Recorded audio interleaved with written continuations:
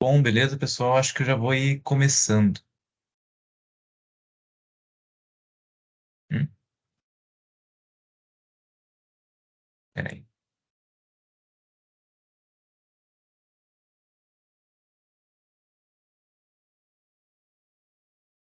Tá, pessoal, eu vou começar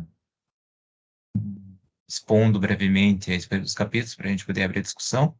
Os capítulos de hoje são os capítulos 16, Capital de Comércio e Mercadorias, e capítulo 19, Capital de Comércio de Dinheiro.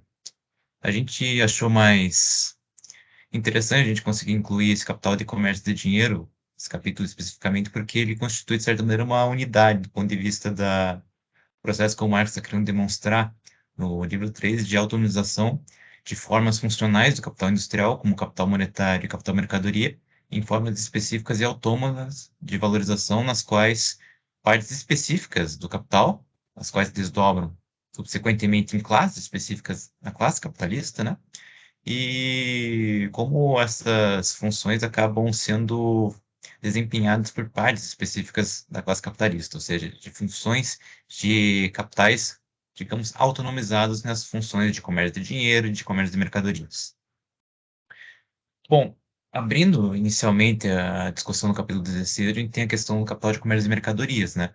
Porque primeiro o Marx ele faz uma distinção sob o ponto de vista do que é o capital mercadoria, enquanto uma parte específica na qual o capital industrial se apresenta após ter findado o processo de produção, que resultou numa determinada massa de mercadorias que se encontra pronta para venda no mercado de mercadorias. Antigamente, ou melhor, em fases, digamos, pouco desenvolvidas do modo de produção capitalista, que a gente pode chamar, o capital industrial costumava realizar as operações de venda de suas próprias mercadorias, ou seja, as operações tanto de gestão técnica do capital monetário quanto de venda do capital mercadoria após o processo de produção eram executadas pelo capital industrial. E o que acontece com esse movimento de intensificação da divisão do trabalho que acaba se verificando no âmbito do próprio capital social total é que essa função de venda das mercadorias, ou seja, de destinação de mercadorias aos consumidores diretamente por via dos mercados, acaba sendo submetida a uma classe específica de capitalistas, uma forma autonomizada do capital que desempenha essa função específica, que é o capital de comércio de mercadorias, ou seja, esse capital de circulação, ou se que é o capital mercadoria, acaba se tornando, de certa maneira, esse movimento de venda, esse capital acaba se tornando uma função específica do capital de comércio de mercadorias. Claro que essas formas funcionais continuam aparecendo no interior do capital industrial. O capital industrial tem as suas três formas funcionais: capital monetário, capital produtivo e capital mercadoria. Acontece que o capital monetário e o capital mercadoria acabam sendo formas que são gerenciadas por outras formas de capital, é assim que a gente pode dizer, ou seja, capital de comércio de dinheiro e capital de comércio de mercadorias. E sob o ponto de vista do capital de comércio de mercadorias, esse capital mercadoria, ao invés de passar diretamente ao consumidor, acaba sendo mediado pelo capital de comércio de mercadorias que executa essa função de vendas. E bom, como o foco de investigação do Marx aqui é analisar o capital de comércio de mercadorias em sua forma pura, acaba se deixando de lado aquela discussão a respeito de trabalho produtivo e trabalho improdutivo, ou seja, porque existem funções do que acabam permanecendo no âmbito da circulação de mercadorias, que são, na realidade, funções desempenhadas por trabalhadores que executam trabalhos produtivos, por exemplo, indústrias de transporte, armazenamento e distribuição de mercadorias. Essas são funções que agregam, ou seja, que produzem valor no âmbito do processo de reprodução, mas que estão situadas em grande parte no interior do processo de circulação. A fim de pressupostos e para conseguir iluminar de uma maneira mais clara a investigação, o Marx acaba tomando a circulação, o capital de comércio de mercadorias em sua forma pura, ou seja, considerando somente as operações de venda, de compra e venda de mercadorias, ou seja, deixando essas funções que produzem valor no interior do processo de circulação de lado. Bom, feito isso, que a gente pode deixar bastante claro aqui, para que não exista confusão, é que o capital mercadoria, ele, como eu já coloquei anteriormente, ele acaba sendo separado do próprio capital produtivo enquanto função específica, enquanto se modificando através do capital de comércio de mercadorias, ou seja, enquanto forma que se apresenta constantemente no mercado. Porque essas formas, capital monetário, capital produtivo e capital mercadoria, elas são separadas do tempo. Mas com essa autonomização, existe uma massa própria de mercadorias que acaba se apresentando constantemente no mercado. E esse é justamente o sentido da autonomização.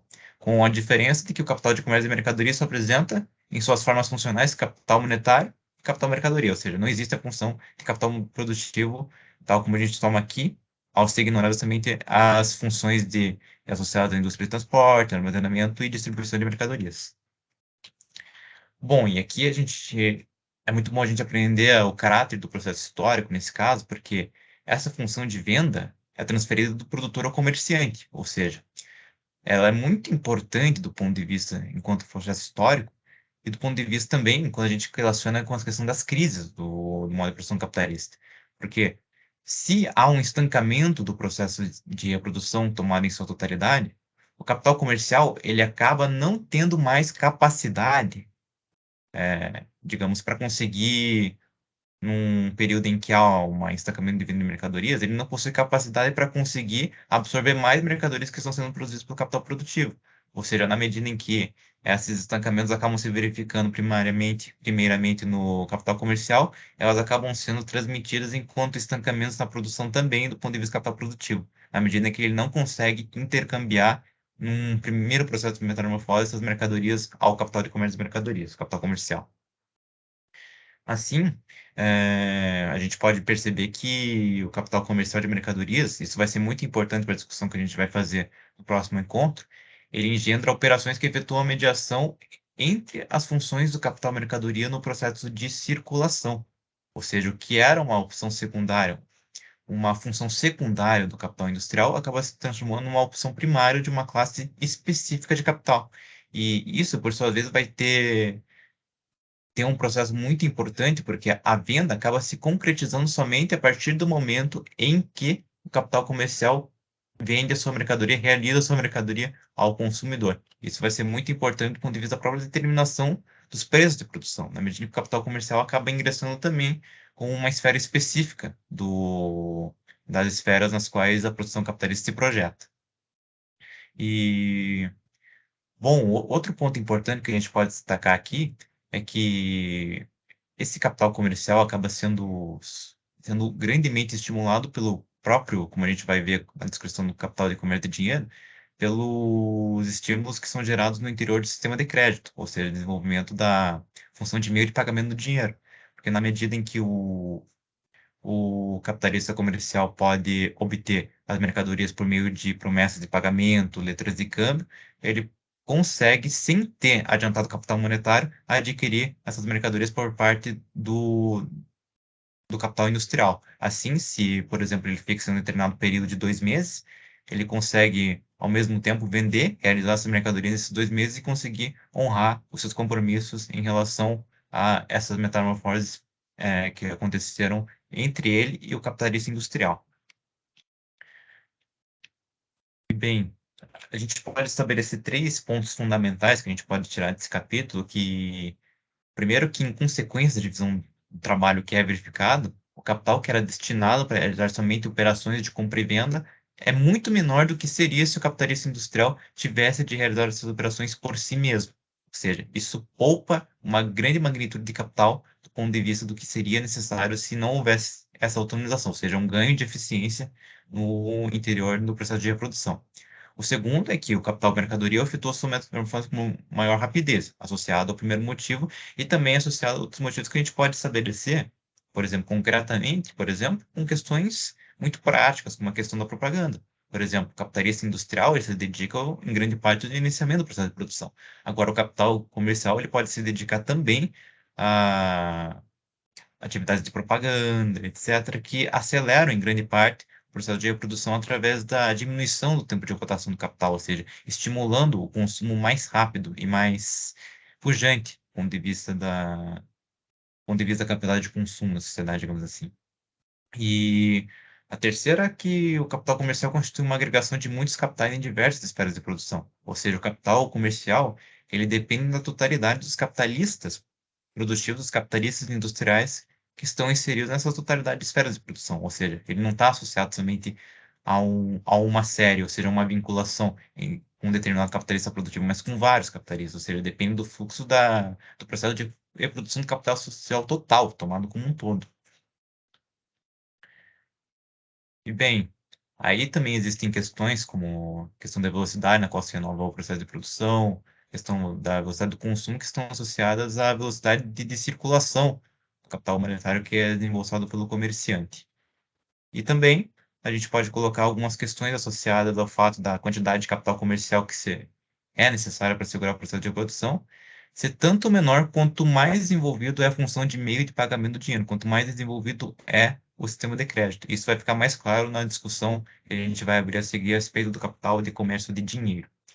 E bom, isso já é um tema do capítulo 19, né, que é bastante fundamental e diz respeito à realização de movimentos puramente técnicos associados à circulação do capital industrial, ou seja, que tangem diretamente à administração do dinheiro.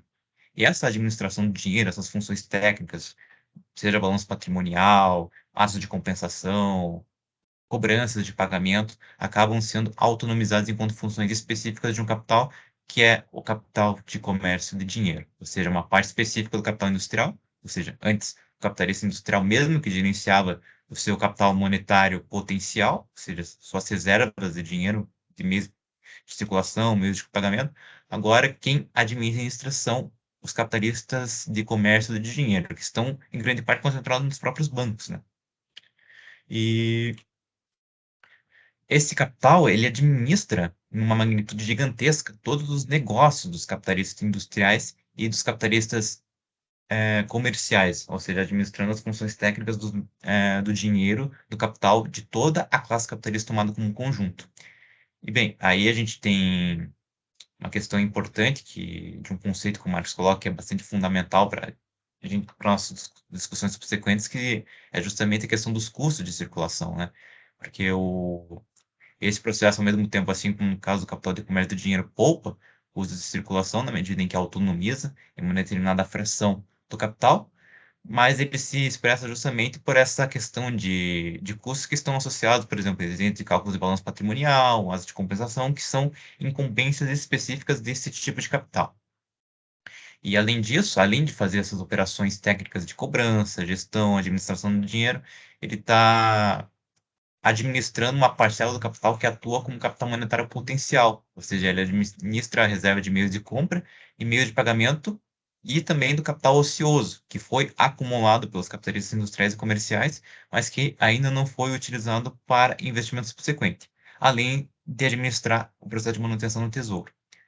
Ou seja, além dessas funções que estão associadas diretamente à administração do capital, tem também, como eu já comentei brevemente, questão do pagamento do dinheiro, cobrança, ajuste de balanço, manejo de contas correntes, conservação do dinheiro, à medida que a gente leva em consideração a importância do conceito do dinheiro como mercadoria, por isso que essa questão é fundamental, porque ele está pressupondo sempre o dinheiro enquanto mercadoria, uma questão que a gente pode abrir mais à frente, se ter o devido cuidado com ela. E também uma citação bastante importante que o Marx coloca lá na página 361 da edição do Boitempo, de que as diversas operações de cuja autonomização em atividades especiais surge o comércio de dinheiro resultam das diferentes determinações do próprio dinheiro e de suas funções, que, portanto, o capital também deve desempenhar na forma de capital monetário, ou seja, cristalizando, resumindo em grande parte qual é a natureza desse movimento de autonomização do capital monetário em capital de comércio de dinheiro. E aí ele coloca uma questão também muito importante, se a gente quiser desdobrar mais à frente, que é a questão da vinculação com a questão do dinheiro mundial, ou seja, de conversão de diferentes moedas nacionais. Porque ele está se baseando, em grande parte, no movimento que a gente observa do dinheiro lá no livro 1 do Capital, no capítulo do livro 1 do Capital, de que o comércio de ouro e prata de mercadorias é uma base natural e espontânea do comércio que medeia as funções do dinheiro como um dinheiro mundial, ou seja, pressupondo o dinheiro enquanto mercadoria e o ouro enquanto expressão da mercadoria que se convencionou como dinheiro no âmbito do modo de produção capitalista. E esse movimento que ele estabelece do ponto de vista do dinheiro mundial é muito similar ao que é apresentado lá no capítulo 3 do livro 1, em que ele diz que o dinheiro ele vai sendo progressivamente retirado de suas funções de circulação. Ou seja, Muitas vezes, no âmbito da circulação, por meio do desenvolvimento do sistema de crédito, houve uma substituição da circulação de dinheiro, mercadoria, ou seja, do ouro, substituindo-se tais mercadorias por letras de câmbio, ou seja, promessas de pagamento. E promessas de pagamento fixadas a um determinado período, por exemplo, 6 semanas, 2 meses, etc. e tal, que depois de ter findado esse período de vencimento, são saldadas em dinheiro, são saldadas em ouro. Ou seja, e no sistema de internacional, sistema de crédito internacional ou sistema monetário internacional, tal como está posto na literatura hegemônica, a gente pode observar esse mesmo movimento de compensação de balanço de pagamentos, ou seja, quando há um déficit na balança de pagamentos, acaba tendo de ser saldado esse déficit com base no comércio de ouro, ou seja, comércio de mercadoria, a fim de conseguir equilibrar a balança de pagamentos entre os diferentes países, entre as diferentes nações. E, bom, as formas do Tesouro que são administradas, assim, em resumo, são o fundo de reserva de meios de pagamento de compra, capital em reserva, momentaneamente ocioso, e também de gerenciamentos, né, com base em funções técnicas, carros, capitais industriais e comerciais, a dependência do ponto de vista do processo de reprodução da velocidade do processo pelo qual as mercadorias são vendidas, essa questão de transferência de capitais no mercado mundial, além da grande essência do capital de comércio de dinheiro, que é a abreviação e simplificação de operações técnicas de administração do dinheiro e do capital das classes capitalistas tomadas como um todo.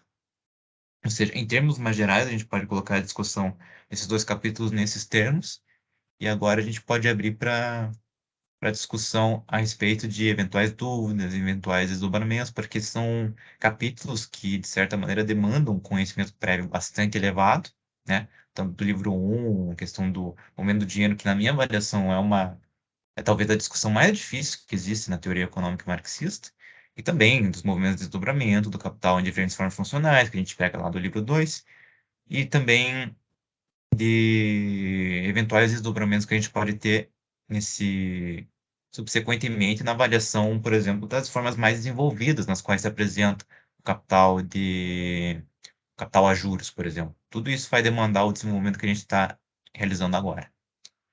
Então, eu abro aí para se a Gabi quiser comentar e também para as perguntas do pessoal.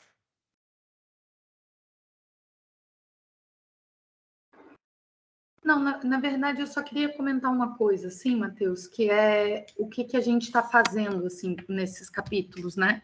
Porque o que a gente está vendo agora no livro 3, porque eu acho que às vezes fica muito separadinho, né, os conhecimentos, e a gente parece que perde um pouco a utilidade da coisa, assim. Não na sua explicação, né, mas nas coisas separadas. Nos capítulos. Eu acho que é importante a gente entender que o que a gente está pensando aqui é como que a mais-valia da produção se distribui em outras partes, né? Em outros capitais que vão se autonomizar e vão ganhar funções muito específicas. Então, você tem lá o capital industrial produzindo mais-valia, mas você tem... Vocês estão me ouvindo? Sim. Ah, tá, porque eu fiquei com uma diferença de tempo aqui na imagem.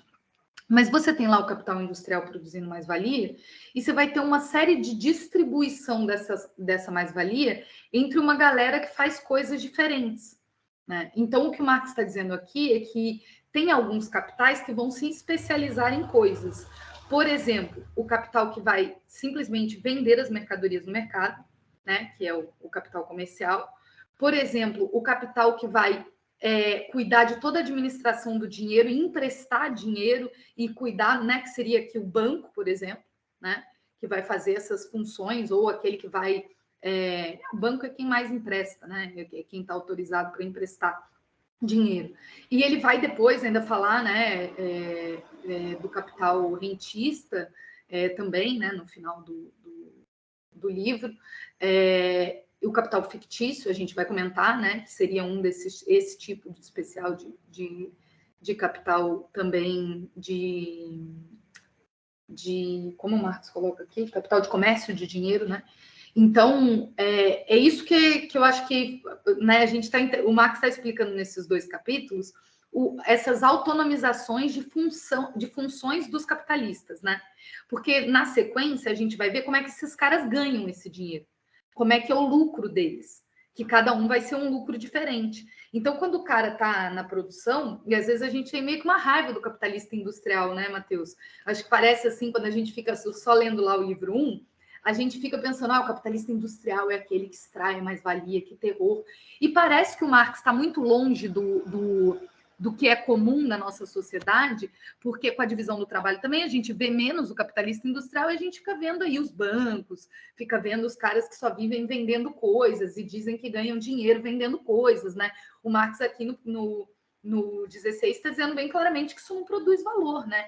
O que está acontecendo com esses caras é que, de fato, esses caras existem e o Marx fala deles, né? Mas eles vão participar de uma especialização do capital e de distribuições da mais-valia na produção. Então, o capital produtivo, ele é o único que produz mais-valia, mas ele não é o único que existe, né? Quando ele termina de produzir mais-valia, ele vai ter que dar um pedacinho da mais-valia para o capital comercial, que estava especializado em vender a coisa, dar um pedacinho da mais-valia para o capital bancário, o capital aqui, né? Como ele chama? O capital, é que aqui ele ainda não sei, bancário seria os dois, né? Mas a gente vai chegar lá. Mas o capital que emprestou o dinheiro, né? Então, ele vai pagar uns juros para o capital que emprestou o dinheiro, ele vai pagar um pedaço dessa mais-valia para o cara que alugou a terra, como renda da terra, ele vai dar um pouco dessa mais-valia para o Estado funcionar também, né? Com várias coisas aqui, com impostos e tal, não é o capital em funcionamento, mas é também necessidades do capitalismo funcionar. Então, todas essas coisas, né, que a gente está vendo de funcionamento são distribuições da mais-valia. E aí eu acho que esses capítulos, antes da gente aprender na sequência como é que acontece essas distribuições, a gente está vendo como é que isso se autonomiza, né? Então vai ter uma galera que vai ficar especializada em fazer o comércio da mercadoria, porque assim vai ser mais rápido, vai ser mais especializado, vai reduzir o dinheiro que precisa para fazer isso, então vai poder ter mais dinheiro na produção. Quanto mais o negócio se especializa, menos dinheiro eu vou precisar no capital comercial e mais dinheiro eu vou poder colocar no capital produtivo. Então, isso, embora não gere valor, o capítulo vai dizer que favorece, né? Ajuda na produção de valor com o desenvolvimento disso, porque sobra mais dinheiro para o capital produtivo. Ou no capital do dinheiro mesmo, vai ter uma galera que vai ser especialista em fazer todas essas operações bancárias aqui, né? Que o capital vai precisar. Então, essa galera não vai. Essas coisas não vão ser feitas pelo capital produtivo, né? No capítulo ele fala que até os ourives eram o começo dos bancos, né? Porque o dinheiro, como uma relação social, vai escolher uma mercadoria que é uma mercadoria que tem uma maior permeabilidade, né? Conversibilidade em várias outras coisas que seria o ouro, né? Aqui ele ainda fala da prata e do ouro, né? Depois o ouro. Então, aí tem o poder de unificar as moedas e tudo. Então, acho que essa é a ideia do capítulo, né? Por isso que a gente está vendo essas autonomizações, para entender uma coisa que eu fico muito assim indignada, que é uma interpretação absurda, né? Errônea mesmo, assim, não é nem erro, né? É uma ignorância sobre o marxismo, essa é a palavra, que é de que, como se o Marx estivesse falando eternamente de coisas que acontecem dentro das fábricas e a gente não tivesse como saber o que são os preços, como a gente não soubesse o que é o mercado financeiro, como a gente não soubesse o que é o papel dos bancos, como que isso se autonomiza, como que isso cresce, né? Tudo isso está explicado aqui, né? A gente está entrando nessa parte, assim, na distribuição dessas mais-valias e como é que esses processos se relacionam com a produção, nunca se perdem. E uma coisa que eu achei bem bacana, assim, Matheus, é que o Marx fala como extensões do capital produtivo, né? É interessante, né? O capital produtivo que se autonomiza. Isso é bem legal, porque o capital produtivo fazia isso antes, né? Mas ele se autonomiza um pedaço, se especializa e outro capital passa a fazer só isso, né? Mas, ao mesmo tempo, para conseguir ter mais valia, precisa existir esses capitais, né? Então, tudo faz parte do processo de valorização do valor, né? Eles não estão separados, que é também outra falácia que a gente vê na interpretação da realidade, né? Por uma economia liberal, que é como se essas coisas que estão em cima aqui da produção, essas distribuições de mais-valia de cima, essas especializações dos outros capitais, não tivessem relação absoluta com a produção de mercadorias, com a produção de mais-valia. Né? Como se aquilo funcionasse à mercê, independente da produção de mercadorias. Né? E eu acho que isso o Marx também resolve, né? Então, é bem importante. É bem moderno, né? É uma discussão, assim, eu acho que uma das coisas mais legais que tem no livro, de saber o livro 3, né? De fazer o livro 3, que é ter acesso a isso que tem pouco conhecimento mesmo. Você tocou em um ponto bem Tem que ter dúvida. importante, Gabi, que na minha apresentação apareceu muito paralelamente, né? Que é justamente essa questão da produção da mais-valia, né? Como ela vai se repartir entre diferentes classes. Isso é uma questão bem fundamental, né? Por exemplo, na questão do capital de comércio de dinheiro. O Marx ali, ele não desdobra tanto isso por não haver tanta, digamos, desdobramento subsequente. Ele vai querer focar mais nos capitais que ganham, se apropriam de uma determinada parcela da mais-valia do produzido no âmbito do capital industrial através da venda, ou melhor, dos empréstimos, né? Ou seja, essa relação entre prestamistas e prestatários, né? Ou seja, essa relação que vai sendo desdobrada com base no empréstimo de capital, ou seja, no ganho a partir dos diferenciais de juros. Essa é uma coisa importante que vai sendo desdobrada lá no capítulo do capital portador de juros, né, que a gente vai ver com maior profundidade. Agora, na questão do capital de comércio de dinheiro, ali é uma apropriação de mais-valia puramente por gestão dos meios de pagamento e dos meios de circulação da classe capitalista industrial e da classe capitalista comercial. Ou seja, ele se apropria de uma determinada alíquota da mais-valia por meio da gestão desse capital ocioso, por um lado, e por meio da gestão dos meios de circulação e dos meios de pagamento de toda a classe capitalista humana como um todo. Ou seja, é uma apropriação por via dos custos puros de circulação, digamos assim, custos associados à gestão de balanços patrimoniais, operações de compensação, ou seja, atos de administração do dinheiro tomado em si, ou seja, pressupondo ele como mercadoria nesse caso, né? Mas, assim, ainda que os bancos não trabalhem com dinheiro mercadoria contemporaneamente, todas essas questões, praticamente todas essas funções continuam se apresentando em sua inteireza, né? Tal como o Marx colocou. Embora não exista mais essa questão de custos, por exemplo, associados ao armazenamento de ouro nos bancos. Isso aí, realmente, isso é algo que já foi em grande parte superado, a não ser nos bancos que continuam armazenando, por exemplo, a questão do Fed, a Reserva Federal, que continuou armazenando as suas reservas de ouro, inclusive de outros países, depois dos Estados Unidos ter declarado a inconversibilidade do dólar em ouro, né? Mas, do ponto de vista do capital comum de comércio e mercadorias, a gente vai conseguir desdobrar melhor essa relação já no próximo capítulo, inclusive incluindo algumas controvérsias, por exemplo. Talvez seja o caso de recomendar um artigo do professor Klaus, para iluminar um pouco essa questão, em que ele fala justamente sobre um possível equívoco que o Marx cometeu no capítulo do lucro comercial, né? Porque ele está dizendo ali, né, capital de comércio e mercadorias. Ficou bem claro na exposição do, do capítulo sobre o capital de comércio e mercadorias, que a divisão do trabalho permite que, no âmbito do capital, haja um ganho de eficiência associado à separação dessa determinada parte do capital que se dedica somente a fazer essa interpolação, ou seja, fazer essas metamorfoses no interior do capital mercadoria, ou seja, pega esse capital mercadoria dos capitais industriais e revende, ou seja, vende definitivamente essas mercadorias.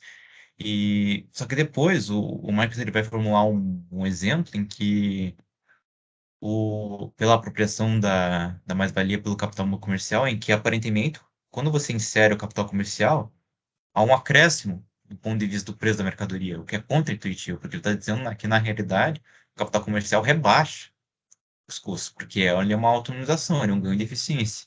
Então, não faz sentido, a partir do momento que você insere o capital comercial no exemplo, você aumentar o preço da mercadoria. Então, o que acontece é que, na realidade, se a gente formular um exemplo, por exemplo, se o preço da mercadoria é de 30 E vamos ser mais simplistas ainda, vamos supor que é um capital de composição orgânica média, ou seja, o valor e o preço de produção correspondem entre si, 30. E aí o que acontece? Na realidade, o capital industrial não vende ao capital comercial pelo preço cheio. Vamos supor, ele vai vender por 27. E aí o capital comercial vai auferir, o capital de comércio de mercadorias vai auferir um lucro com base nessa diferença. Ou seja, ele vai vender o preço de ao preço de produção efetivo da mercadoria, enquanto o capital industrial vende, na realidade, a um preço que é menor do que o preço de produção real da mercadoria, digamos assim. Esse é um aspecto que vai ser mais bem desenvolvido lá no capítulo do lucro comercial, que essas discussões vão aparecer com maior clareza, digamos assim. Mas a respeito do processo de autonomização em si, gostaria de saber quais são as considerações do pessoal, se ficou claro para eles, se eles têm dúvidas do que eles tiraram da leitura. Se a Gabi também quiser comentar de volta.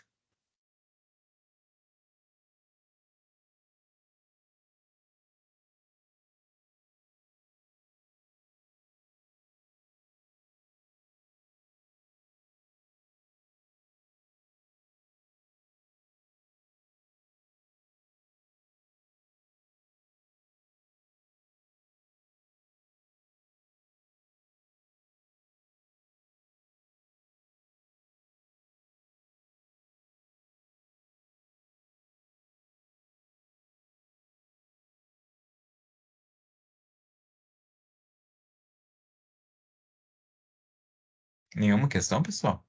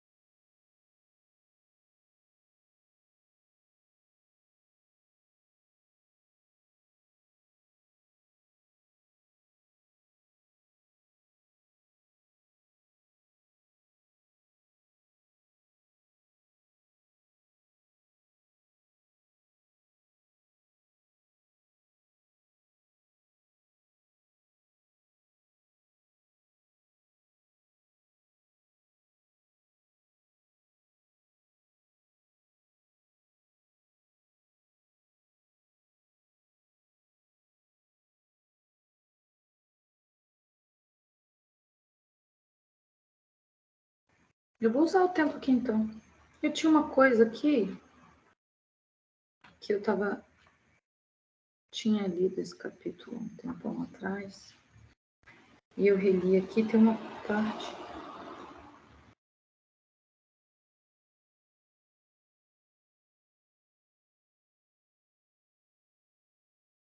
Ah, não, mas isso aqui não era isso. Peraí, deixa eu ver.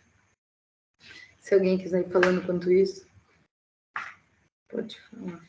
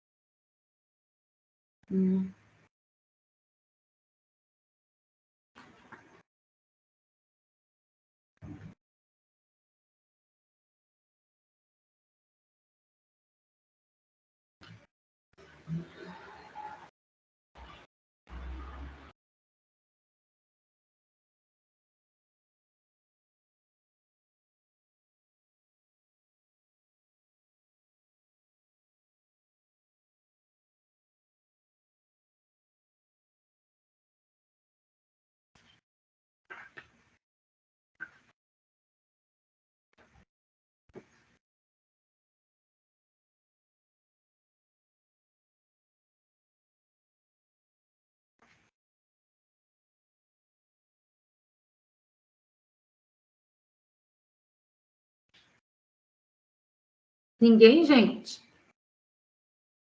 Nada, nada, nada? Todo mundo entendeu tudo?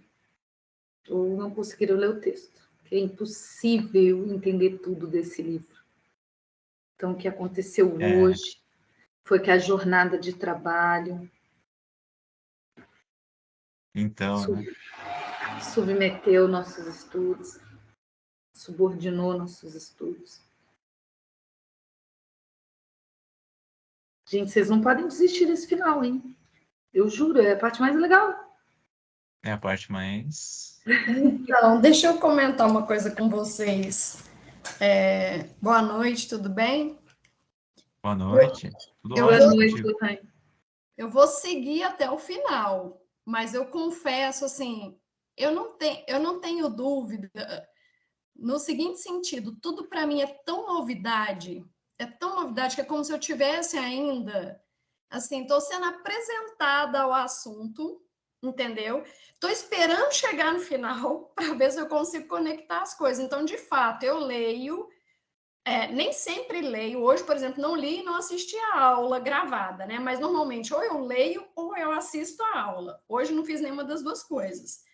Quando vocês fazem essa apresentação inicial, para mim faz todo sentido, mas eu não consigo nem ter dúvida, entendeu? Eu acho que assim é tão anterior a isso que eu não consigo muito conectar uma coisa com a outra. Mas eu vou firme aqui até o final, tá? Então eu realmente não tenho dúvida, mas é porque eu acho que eu tô antes, tô sendo alfabetizada, é mais ou menos assim que eu me sinto. Então eu realmente tenho dificuldade até para perguntar. Mas vamos lá.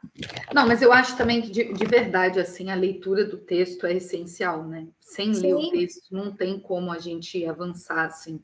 As aulas do professor Tipola lá também ajudam, né? São aulas, só que também são aulas lá da economia, né? Então, são aulas que, às vezes, pressupõem conhecimentos, assim, de matemática, né? De coisas que eu acho que o texto, obviamente, né?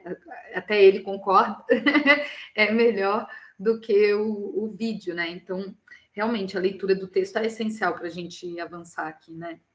Mas é é que melhor a ouvir a leitura primeira vez, né? Do é. que se não puder ler, né? É melhor Mas participar mesmo. perfeito, a gente compreende perfeitamente, viu? É, A gente Não, e a compreende, você tá leitura, aí para com mim, a eu vou, fim. eu vou falar uma coisa para vocês. O Marx não é fácil, não, viu?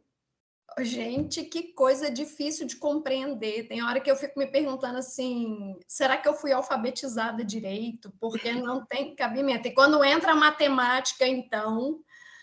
Ai, ai, ai, que coisa complicada. mas Mas é que eu acho que é um estudo também, a gente faz aqui um estudo um intensivo, né? Que não dá conta mesmo, né? Vê, eu, Matheus, eu fiz o curso, eu acho que essa é a terceira ou quarta vez que eu faço o livro 3 e várias vezes que eu leio eu não compreendo alguma coisa, ou eu compreendo um negócio, né, depois de um tempo, assim, que alguém está falando alguma coisa, era isso que ele estava falando, ou, né, eu não saio sem compreender mesmo e penso, ano que vem eu entendo aquele pedaço que faltou, né? Então isso. é um estudo longo mesmo de entender, porque é todo o funcionamento da sociedade, né? Que a gente faz aqui em um ano. Então, é muita coisa mesmo, né? Eu acho que vale a pena essa aproximação que você está fazendo, já está excelente, né? E também aí a gente vai se aprofundando ao longo do tempo, né? Refazendo os estudos. A minha expectativa é essa: terminar essa primeira vez para pelo menos ter uma ideia geral e depois voltar e fazer com de novo, ver se eu consigo ler o texto, né? Assim, ler no sentido de entender pelo menos um tanto para ter dúvida. Porque é isso, eu fiz o primeiro, fiz o segundo, estou fazendo o terceiro, mas olha, Vai complexificando, né? é, E são muitas discussões mesmo, né? Aqui, por exemplo, tá toda, né?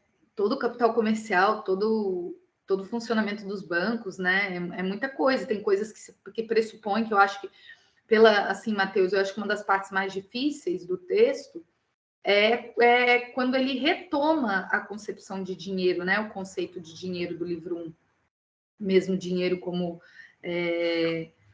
forma de pagamento, como meio de circulação. Isso quando a gente vê essas coisas funcionando, é outra coisa, né? Então acho que é uma dificuldade mesmo.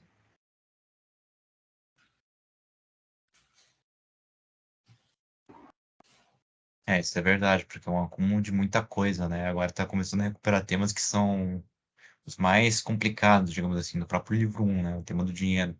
Eu julgo o tema mais complicado do livro 1. Capítulo 3, um dos capítulos, se não o capítulo mais difícil do livro 1, e todas essas discussões que estão retornando agora e que estão, aliás, que estão retornando apenas agora, né? Porque o Marx abriu essa discussão sobre o dinheiro lá no capítulo 3 e não retornou mais nelas com profundidade nos capítulos, aliás, pelo restante do livro 1 e que desenvolveu um pouco no livro 2, mas agora as questões estão começando a aparecer com muito mais profundidade.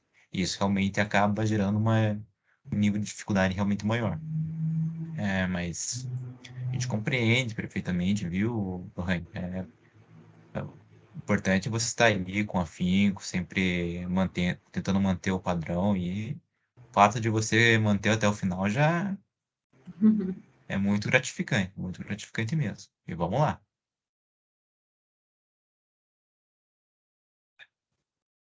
Mas é só para dizer para vocês que nunca eu vou ter uma dúvida, eu acho. Por enquanto, não estou em condições de ter dúvida, mas estou aqui. Boa noite. Boa Olá, noite, Luiz. Luiz. Eu comecei ano passado com o livro 1, passei esse ano para o livro 2, né? Tive uma mudança de país, vim da Alemanha para o Brasil.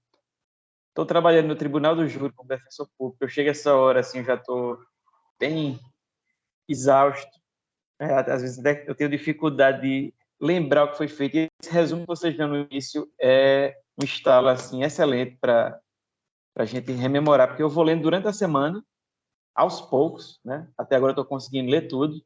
Desde o livro 1, o livro 2 e até agora no livro 3, né? E ainda tem um concurso da universidade que eu vou fazer aqui agora no dia 6 de novembro. Eu moro no interior do Ceará, então é muita coisa, mas eu estou com muita disciplina conseguindo chegar até aqui. E agradeço muito a vocês, essa iniciativa é excelente. Acho que a gente precisa muito disso, né? Vocês são excelentes, ótimos, ótimos até agora. Livro 1, livro 2 e livro 3, é muito bom. Vocês e a universidade estão de parabéns. Uhum. Temos que agradecer. Que bom, obrigada. Muito E que legal que você está conseguindo. Boa sorte no concurso, né? Poxa vida. É para Obrigado. professor? Professor, isso. De quê? De Direito Penal. Ah, você é do direito. Nossa, que legal. Boa Sou sorte. do Direito. Eu também. Que Olha legal. só que bacana. Muito boa sorte, Luiz. Muito obrigado. É muito gratificante receber esse feedback. Muito bom mesmo. Muito bom mesmo. Muito obrigado. Obrigado.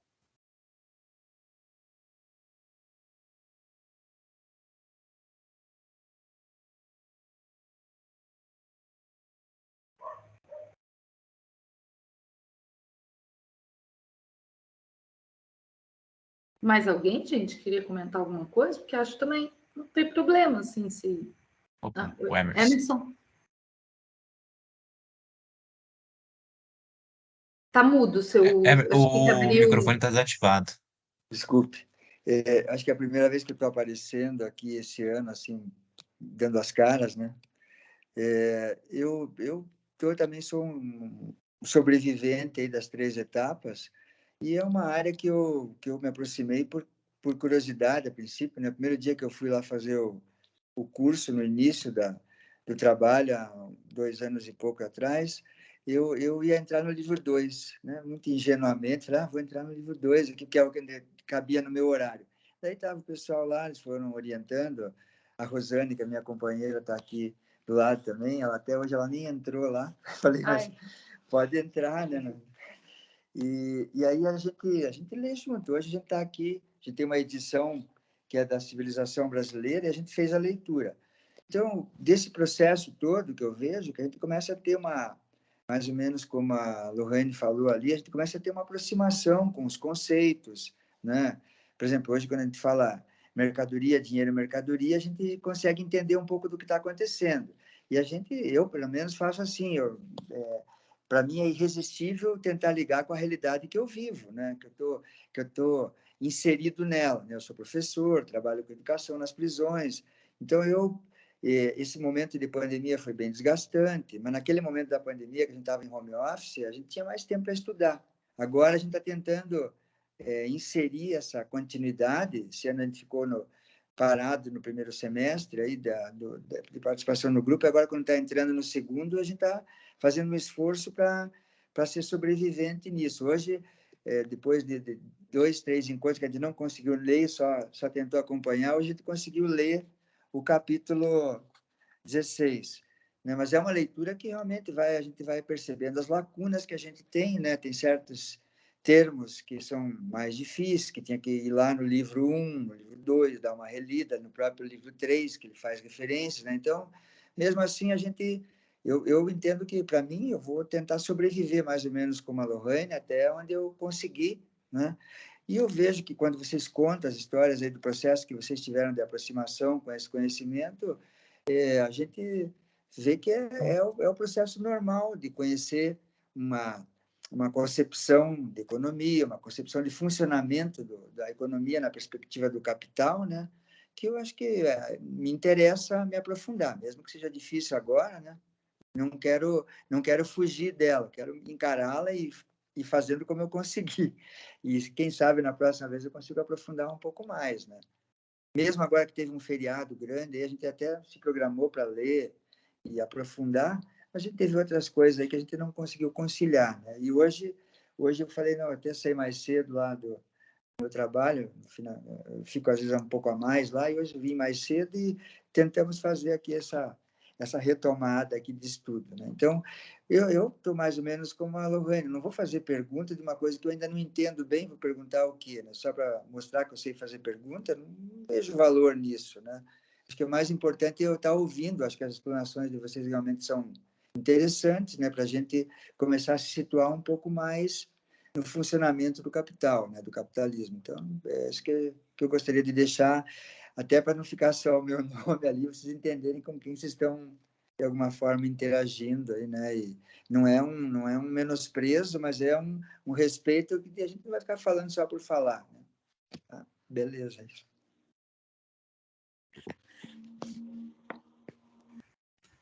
Obrigada, Emerson. Que legal que vocês estão conseguindo ler e fazer esse esforço. É isso, né? A gente fazer um pouco de... Tem que trabalhar nesse mundo, né? E conseguir ter uma formação revolucionária em paralelo, né? Entender um pouco do mundo que a gente vive, né? Em paralelo a viver nele. Então, que bom que vocês estão conseguindo, assim. Fico feliz mesmo.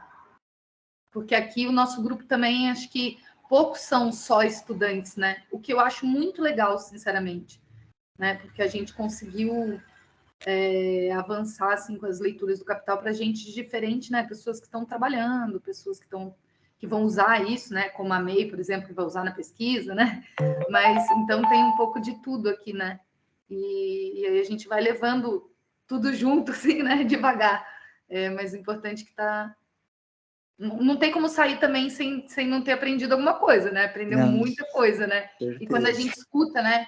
Eu acho que esse aqui é uma formação muito fundamental mesmo. Eu acho que quando vocês tiverem oportunidade de fazer outras formações para frente, né? Vocês vão, vai ver lá uma palestra sobre mercado financeiro. Você vai saber que existe capital comercial, que existe capital portador de juros, que existe capital fictício. Não pode até não lembrar direito o que é, mas assim, você tem uma noção dessas coisas, né? Então, é realmente um estudo fundamental, assim. Fundamental no sentido dos fundamentos mesmo das coisas, né? Dos conceitos básicos.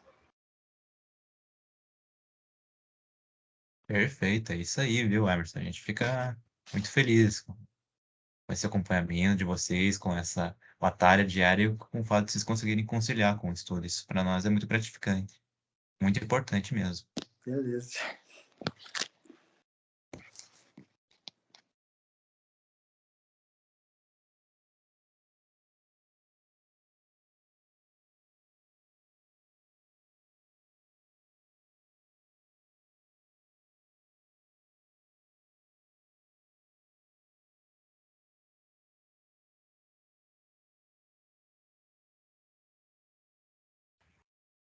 Acho que tem alguma coisa escrita ali, né? Mas estamos juntos. Gente, mas eu acho também que não tem problema, né? A gente, se não tiver questões, não tiver comentários, a gente durar menos o nosso encontro, né? Daria 1 hora. não duas, não tem problema. Perfeito. Eu queria, assim, reforçar, né, o objetivo dessas coisas, assim, né, até para a gente conseguir ir para frente no próximo encontro, porque eu acho que as coisas principais aqui do livro 3 agora, né, eu assim, fazendo uma coisa aqui, como é que é aquele negócio do rap que você faz um negócio improvisado, né, não é uma interpretação, não li de ninguém, né, talvez o Matheus discorde.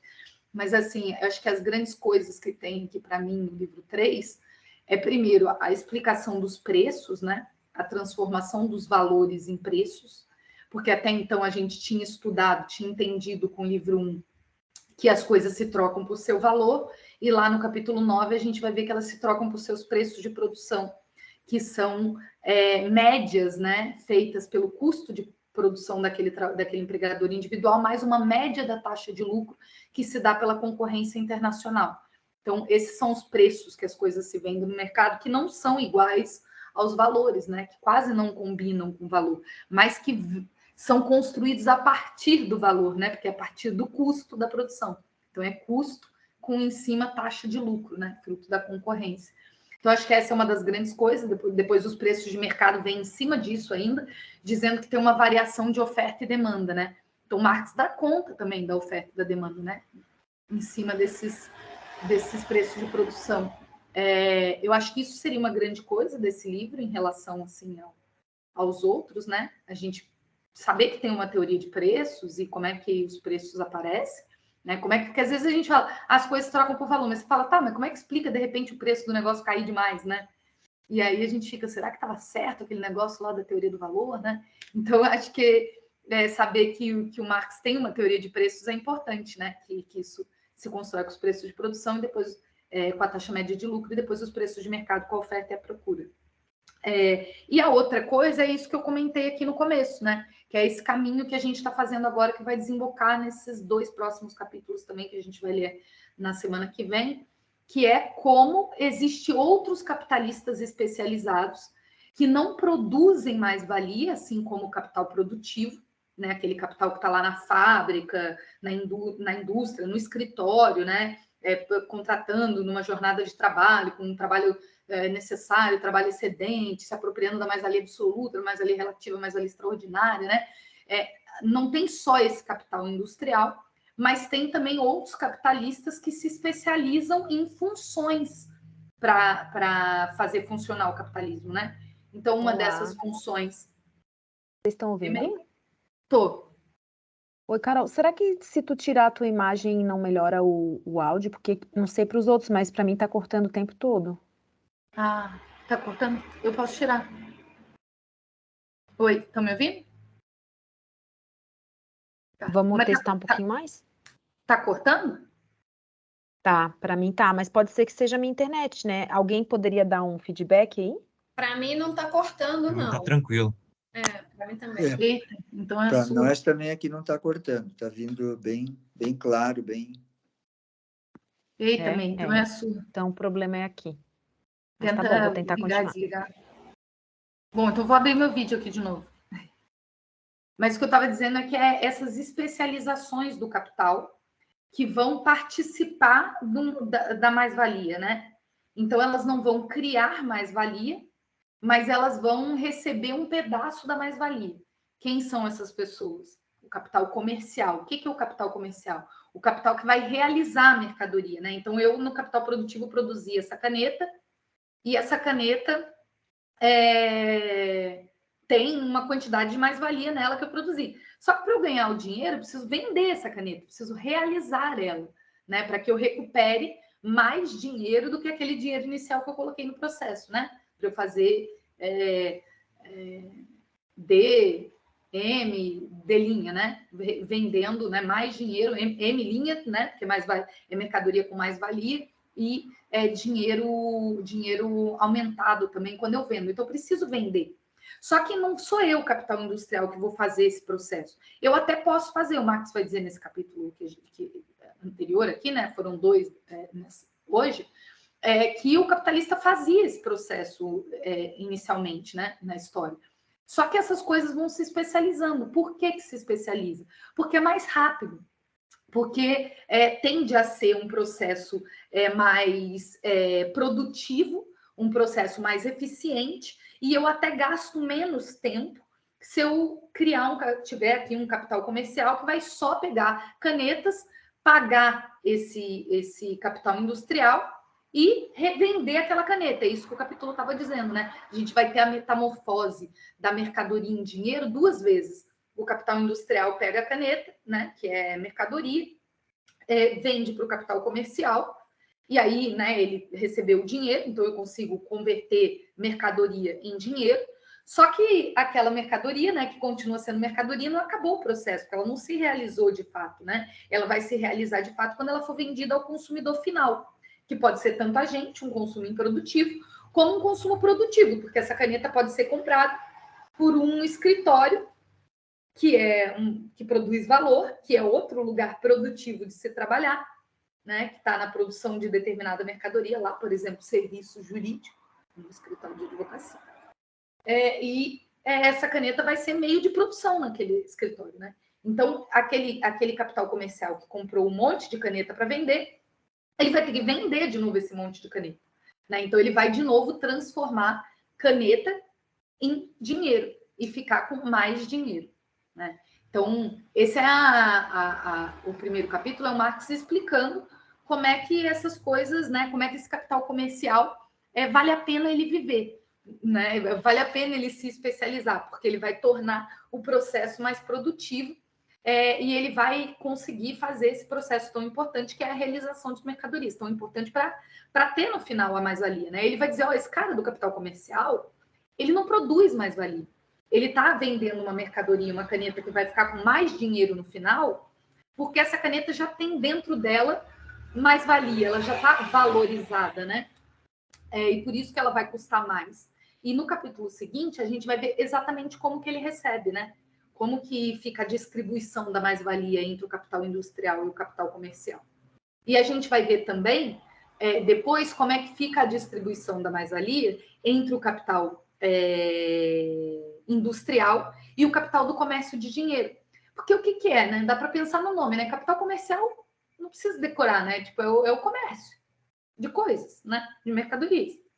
O capital de comércio de dinheiro né? Hoje a gente poderia pensar nos bancos, né? Que são aqueles que se organizam. O capítulo, ele é bem, eu acho que esclarecedor, né? Quem conseguir fazer a leitura depois do capítulo 19, né? O capital do comércio de dinheiro. Capital de comércio de dinheiro. Né? Que ele fala que tem algumas coisas que vão precisar ser especializadas, né? Por exemplo, a poupança, por exemplo, pagar, receber, fazer compensações bancárias, né? Toda aquela organização do dinheiro, por exemplo, ter o dinheiro estar guardado em determinado lugar, para que eu possa reinvesti-lo, né? Por exemplo, recuperar né? O Matheus estava dizendo, agora a gente não tem mais custos com armazenamento do ouro. Mas a gente tem, por exemplo, o custo com reposição da moeda, né? Por exemplo, fazer notas, por exemplo, fazer moedinhas, né? Cuidar da manutenção dessas moedas. Então, tem todo um funcionamento que é super importante para o capitalismo existir. Porque o capitalismo foi lá, vendeu, pegou um bolo de dinheiro. O que ele faz com esse bolo de dinheiro? Ele precisa guardar temporariamente em algum lugar, até que no dia seguinte, que seja, ele possa comprar meios de produção para voltar a produzir. Né? Ou se ele for um capital comercial, ele consegue vender as mercadorias que ele comprou, revender, né, as mercadorias que ele comprou, e aí ele vai guardar um pouco do dinheiro. No capítulo também está dizendo que ele faz essas duas coisas ao mesmo tempo. Né? Ele compra um monte de caneta, e aí vende caneta, só que enquanto ele já vendeu só metade, ele não precisa vender todas para depois voltar a comprar caneta. Ele vende 50 canetas das 100 que ele comprou, ele já está comprando mais, né? E aí tem um pedaço desse capital comercial que está lá vendendo, outro pedaço que já está comprando de novo, né? Então, ele vai estar nesses dois momentos, assim. Então, ele vai ter que deixar o dinheiro dele em algum lugar. E aí, essas coisas ainda vão ficar mais complexas quando a gente falar de crédito, né? Que o Marx ainda vai explicar o crédito. E ele mesmo fala aqui, né? Ainda não chegamos lá. Então, vai ter um momento que o capitalismo vai se especializar. que o capitalismo vai falar, não, vai ter um capital que vai fazer só isso. Como é que é? Uma decisão, assim, de repente? Não, os caras começam a ganhar dinheiro fazendo só isso. Nos próximos capítulos, né, da novela aqui do capitalismo, a gente vai ver que esse capital do comércio de dinheiro também vai ter uma retribuição para fazer isso. Ele também vai ganhar um pedacinho da mais-valia para fazer isso. Né? E a gente vai ver como é que vai ser. Ele vai ganhar diferente do capital comercial. Né?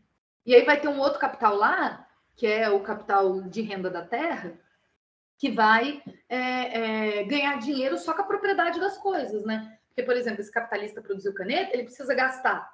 Depois que ele produziu caneta, ele precisa gastar com o capital comercial que vai vender a caneta dele. Ele precisa gastar com o capital do comércio de dinheiro, que emprestou dinheiro, por exemplo. Não, esse é outro, né? Que ele usou, né, para fazer todas essas demandas. Ele precisa gastar com o capital fictício. A gente vai aprender todos esses capitais, né? Ele vai precisar gastar com o capital rentista, né? Com aquele capital que alugou, por exemplo, o terreno para ele. Então, essa mais-valia produzida na produção vai ser toda distribuída entre várias funções do capital. E vai ter capitalista que vive só de uma coisa, capitalista que vive só da outra. Então, não tem gente, por exemplo, que vive só de ações. Ele compra ação de uma empresa, espera na produção gerar mais valia, tipo uma ação da Petrobras, aí, os dividendos que estão sendo pagos aos acionistas. Como é que é? É isso aqui que a gente está aprendendo. Então, você tem lá, produz uma quantidade de mais-valia, com extração de petróleo, e depois você vai distribuir para um monte de gente. Para quem emprestou dinheiro, para quem alugou terreno, e alugou prédio, e alugou coisas para as firmas administrativas funcionarem. Vai ter que pagar quem vende no final, porque não vai ser vendido diretamente pela indústria. No caso da Petrobras, não sei, na verdade, se é vendido diretamente pela indústria, mas geralmente não, imagino que não. Vai ter um acionista lá que vai receber a cota de mais-valia determinada pela sua propriedade do capital. Né? Ele vai comprar 1% de ação da Petrobras, ele vai ganhar 1% dos lucros. Né? O dinheiro que ele ganha pela cota da produção. Então, esse cara está lá no mercado financeiro, ele não está boiando, né, no mundo aí, não está ganhando valor de coisas que são irreais. Ele está ganhando o valor da produção. É isso que o Marx está dizendo. Quanto ao capital comercial e quanto ao capital do comércio de dinheiro, que são os dois que a gente viu até agora, né? A gente vai ver mais daqui para frente. Eu fiz esse resuminho, gente, assim, para ver se anima também, né? Para ver se dá para entender, assim, não sei se é útil, mas...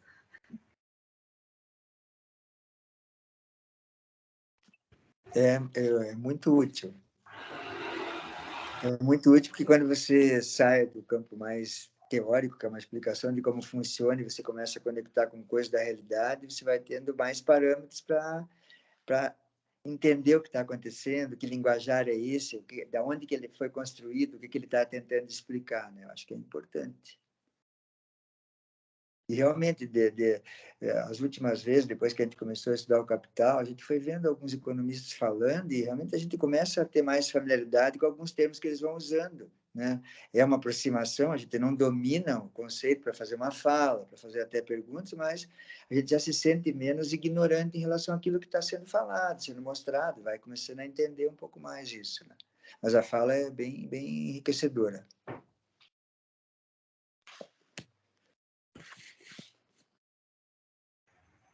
Eu vou tentar fazer uma pergunta a partir da sua fala.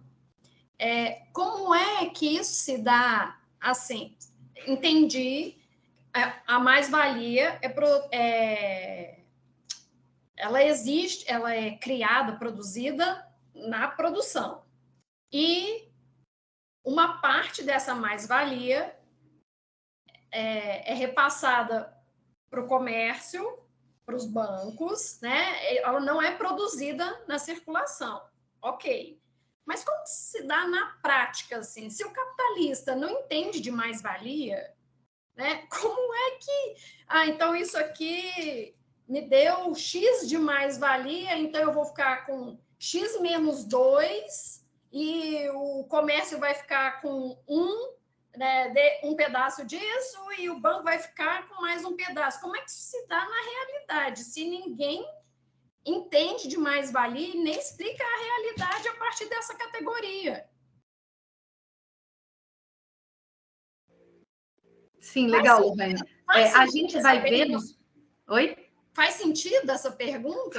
Faz. Não, a gente vai ver nos próximos capítulos essa distribuição, né? Porque para cada tipo de capital vai ter uma distribuição diferente. Mas, por exemplo, esse exemplo que você deu é a explicação do capital comercial, que a gente vai ver no próximo capítulo, né? Que é como é que funciona com o capital comercial.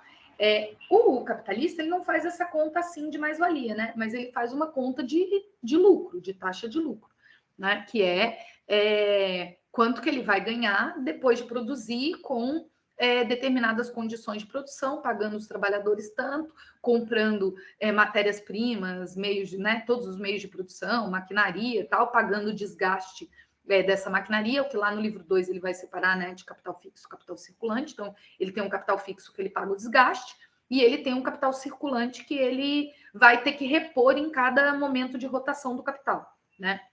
Então, a conta que ele faz é o desgaste do capital fixo e quanto que eu vou repor de capital circulante. Então, quanto que é meu custo de produção?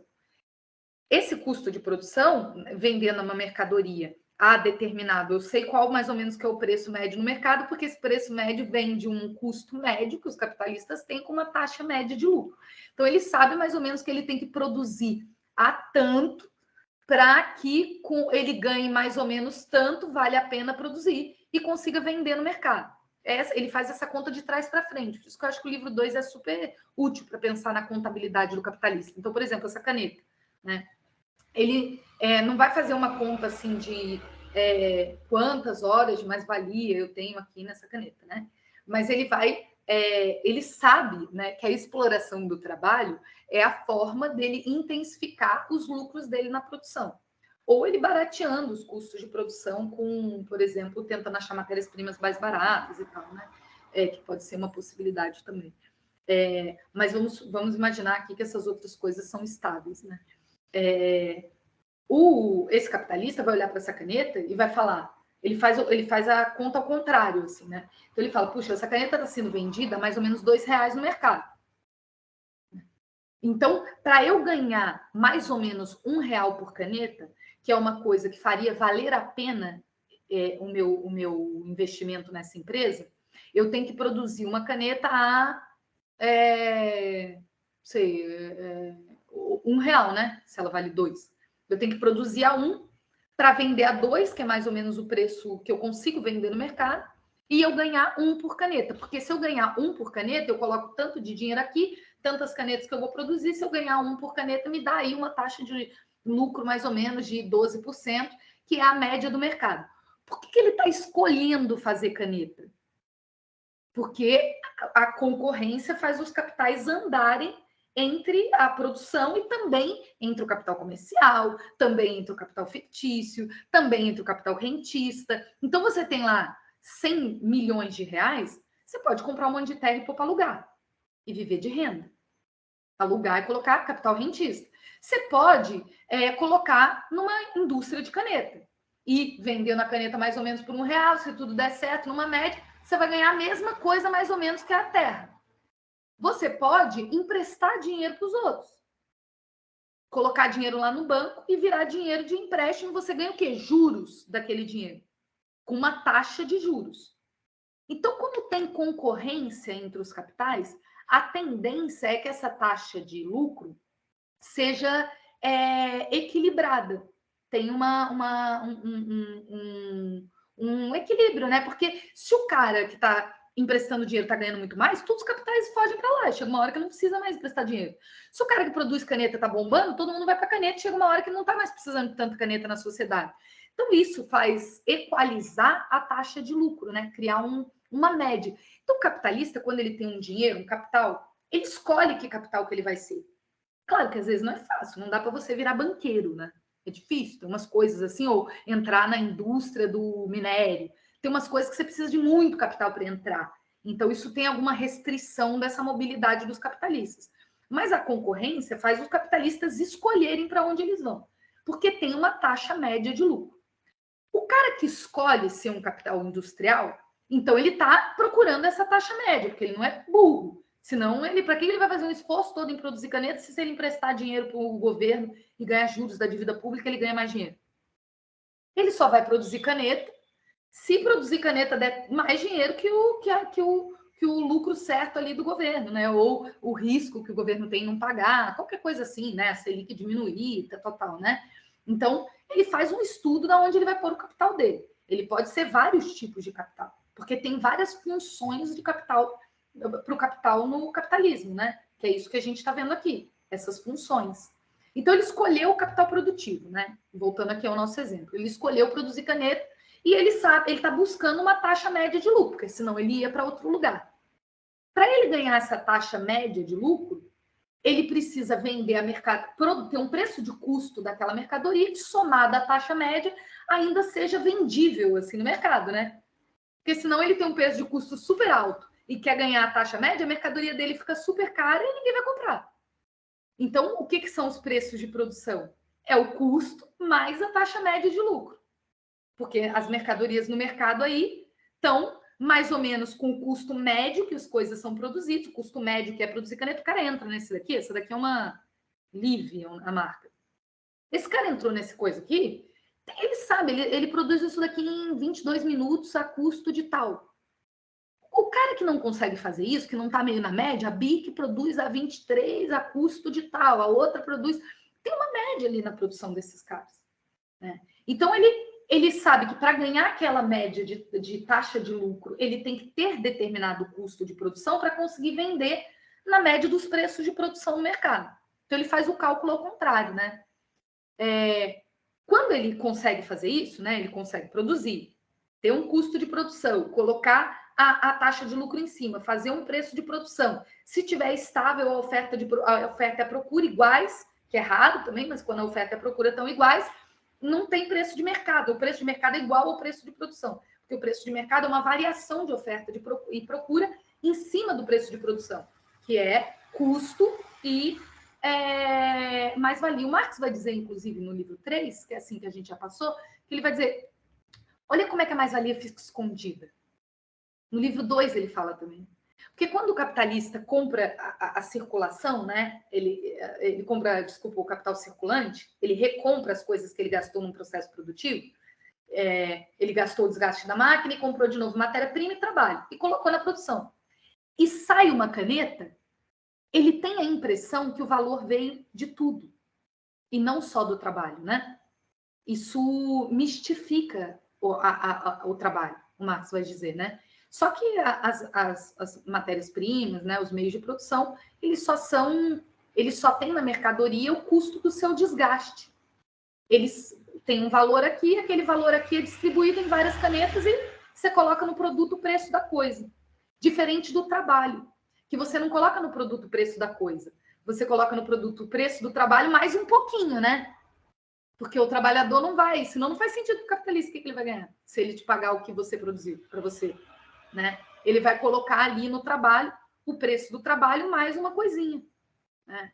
Então é a única mercadoria que não vai estar distribuída na mercadoria, mas que ela vai produzir mais valor ao final do que o que ela produziu.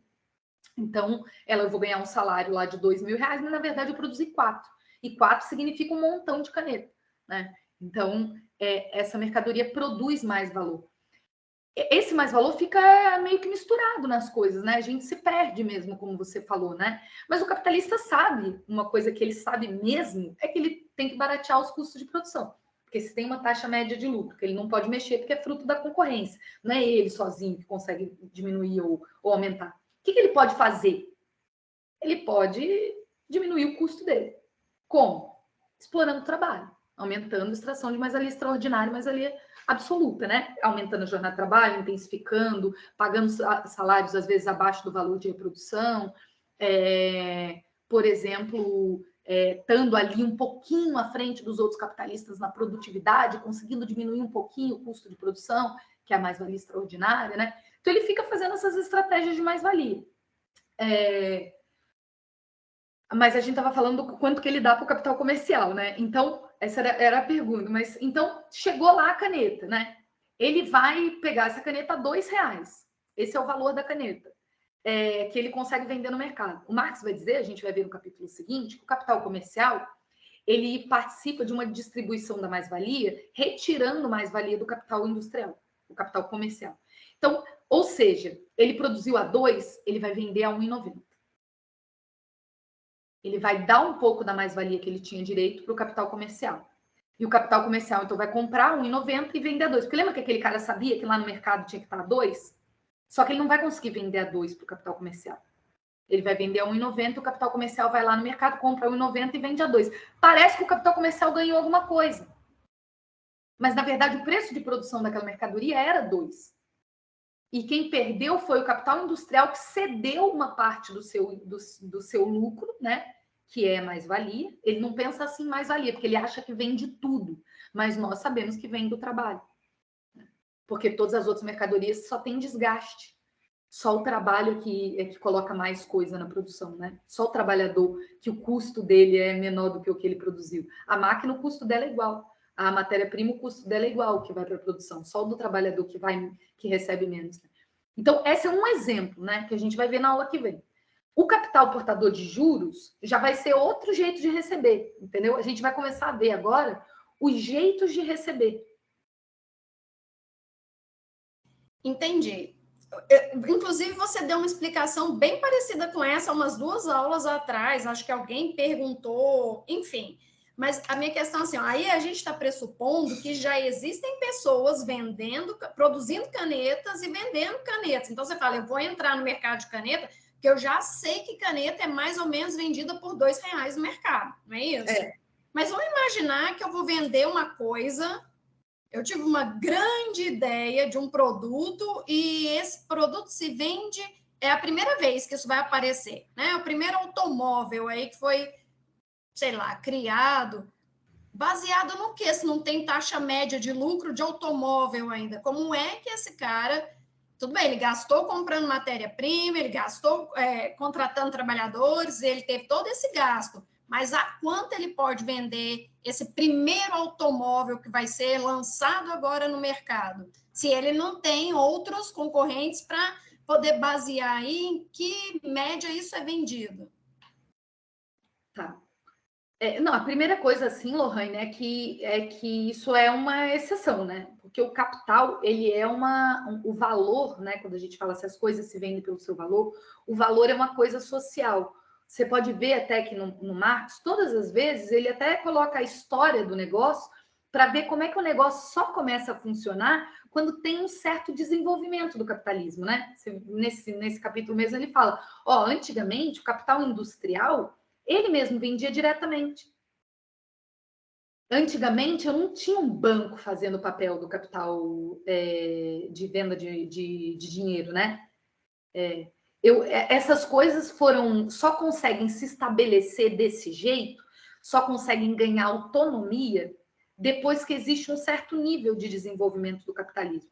Ou seja, que já precisa muito de gente fazendo o depósito, fazendo, né, no caso do capital do comércio de dinheiro. No caso do capital comercial, precisa ter já muito capital industrial desenvolvido, a ponto do industrial falar assim, se eu ficar vendendo as coisas, eu vou perder dinheiro. É melhor eu me especializar aqui em ser indústria, gastar esse meu tempo com sendo indústria, é isso que o Marx está dizendo no capítulo, e deixar que ele lá que faz bem o negócio comercial, faça parte dele e eu retribuo ele. Então, a maioria dessas coisas pressupõe um nível de desenvolvimento do capitalismo, sabe? Então, uma teoria de preços nunca seria uma teoria de um preço isolado, assim como você propôs, entendeu? Mas e o primeiro carro? Sim, mas quase todas as coisas que a gente tem não é assim que dá o preço, entendeu? Então, tá. Né? Agora, o Marx nunca pensou sobre nada dessas especificidades? Sim, por exemplo, o preço de monopólio, né? Que seria, por exemplo, eventualmente, uma empresa tem um monopólio sobre a produção de alguma coisa. ela conseguiria colocar um preço mais alto, né? Colocar em cima aí pela oferta e a procura, pelo preço de mercado, colocar um preço mais alto. Teria muitas variações, entendeu? Eu acho que nesse exemplo que você deu, por exemplo, eu não sei como é que o Matheus poderia ajudar a responder também, mas eu fico imaginando, a primeira coisa que a gente ia ver é assim, ela fez uma coisa nova, uma coisa que ninguém viu. Existe necessidade assim para isso, né? Tem pessoas que compram, tem pessoas que querem consumir essas coisas para que essa mercadoria tem possibilidade de ser realizada, né? Porque às vezes não tem, né? Então essa mercadoria teria possibilidade de ser realizada. Outra deve ter algumas questões assim, por exemplo, de capacidade no mercado interno, né? Porque o cara também não pode colocar um preço. O preço é sempre ele orbita o valor, né? Isso que o Marx vai dizer. Então você tem o custo de produção que o cara teve. Né? O cara teve um custo de produção, era um carro, né? De, sei lá, 10 mil reais. Carros estão sendo vendidos aí por 100, mas ele tem um carro incrível que nunca se... ele consegue produzir por 10, e ao invés de vender por 100, ele consegue vender por 200. Eu acho que ele teria ainda referência com outras mercadorias carro, né? Nesse ponto, eu não sei assim, como é que calcularia uma coisa que não existe, assim, eu não sei, eu não sei se daria, entendeu? Porque essas coisas, a relação das coisas é uma relação sempre de coisa com coisa, né? Que é você nunca sabe o que é uma coisa isoladamente. Tipo, esse celular, é caro ou é barato? Você só pode responder essa pergunta em relação a quê? Né? Porque se todas as coisas estão num preço muito alto, talvez esse celular fique barato. Se todas as coisas são muito, né, baixas, esse celular tá caro. Né? Então não tem um valor nunca de forma individual, sabe? Sei, Matheus, você quer comentar também? Então, eu também nem sei se essa é uma pergunta pertinente, entendeu, Gabi? Mas não, mas é legal porque a gente consegue pensar no funcionamento das coisas, né? É isso, é como se eu estivesse ainda olhando para o capital e para a explicação, sempre da parte do indivíduo, é uma mudança, inclusive, de paradigma, assim, de posicionamento. Então, muitas vezes eu não sei nem se as perguntas fazem sentido, elas são tão... Porque né, a gente está falando de uma coisa que se generalizou, né? Que... Enfim, e aí eu fico tentando, mas como isso começou? Será que alguém calculou isso primeiro? Talvez sejam perguntas que nem façam sentido. Uma coisa interessante a partir da tua fala agora, né, Lohane, é que assim, a explicação burguesa para as coisas é uma explicação individual, né? Então a gente está completamente dominado por isso, porque a explicação burguesa vai dizer que as coisas valem o que você dá de valor para elas. O que você, conforme a sua necessidade de consumir aquelas coisas. Então a gente tem uma explicação assim na ideologia dominante de que as coisas não têm materialidade, né? Não tem custo de produção, não tem quantidade de trabalho, não variam a depender dessas coisas, né? Então acho que a gente fica ainda um pouco preso realmente, né? Por isso que o Capital é tão incrível também, né? Porque ele consegue explicar as coisas com uma teoria social mesmo, né? E não individual.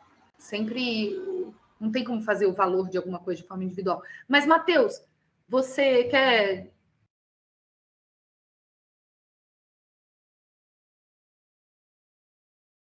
Eu só ia comentar um pouquinho dessa questão da interpretação burguesa, né?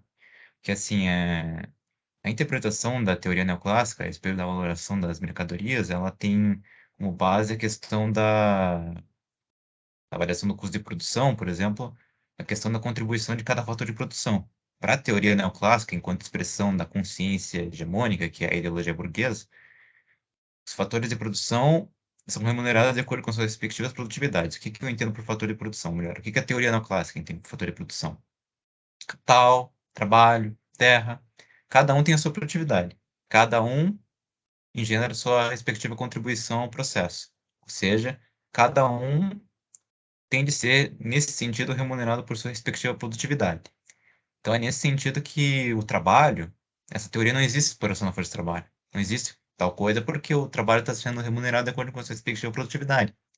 E caso, por acaso, é porque assim, essa teoria ela tem alguns problemas do ponto de vista de validação empírica, porque na economia norte-americana, por exemplo, ficou demonstrado que os salários cresceram a um ritmo inferior, aliás, desculpa, a produtividade do trabalho. Ou seja, já é uma clara demonstração empírica de que os salários não acompanharam a produtividade. Ou seja, os salários não estavam sendo remunerados de acordo com suas respectivas produtividades. Mas aí, os neoclássicos, a economia neoclássica tentou se rearticular do ponto de vista de quem pesquisa nesse sentido para tentar justificar o porquê tem esses desbalanceamentos, né? Mas sem quebrar o paradigma teórico, mas isso é uma coisa que se observa em grande parte das economias do mundo, especialmente nas economias desenvolvidas, de salários que não acompanham o crescimento da produtividade. E a economia norte-americana é um exemplo clássico disso. Mas a interpretação geral é exatamente nesse sentido. Em relação à atribuição individual também, como a Gabi colocou, ou seja, a questão da perspectiva subjetiva, enfim. Existem várias questões que são internas a essa teoria, questões de controvérsias, nas quais não sei se vale a pena necessariamente abrir aqui. Mas, do ponto de vista ideológico é isso. O Dobb ele coloca em termos muito simples uma seguinte colocação. Essa é uma teoria do senso comum, porque ela replica o senso comum de que as pessoas são remuneradas de acordo com seus esforços. Basicamente isso. Ou seja, o trabalhador está recebendo tal salário porque ele se esforçou nessa proporção. Ele contribuiu nesse sentido. Ou seja, é basicamente isso.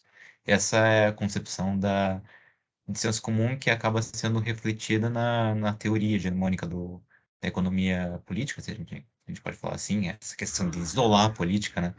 Essa questão do luta de classe também não aparece no interior no bojo da teoria neoclássica, ou seja, digamos economia pura, digamos assim. Então, é essa concepção hegemônica do ponto de vista da valoração das coisas, preços das mercadorias, etc. e tal.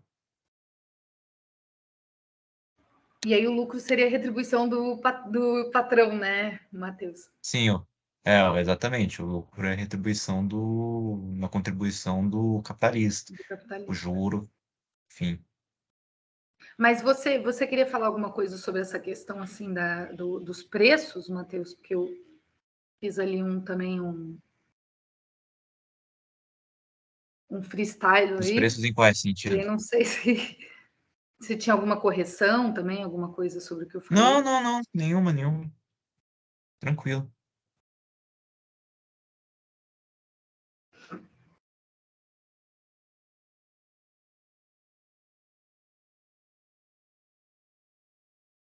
Isso aí, pessoal. Mais perguntas?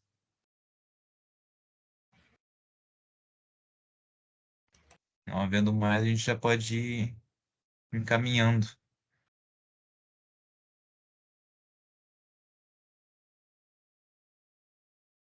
Perfeito, então, pessoal. O próximo capítulo vai ser sobre o lucro comercial, capítulo 17. A gente acabou fazendo esse pulo para conseguir agregar essas duas formas de capital comercial, né?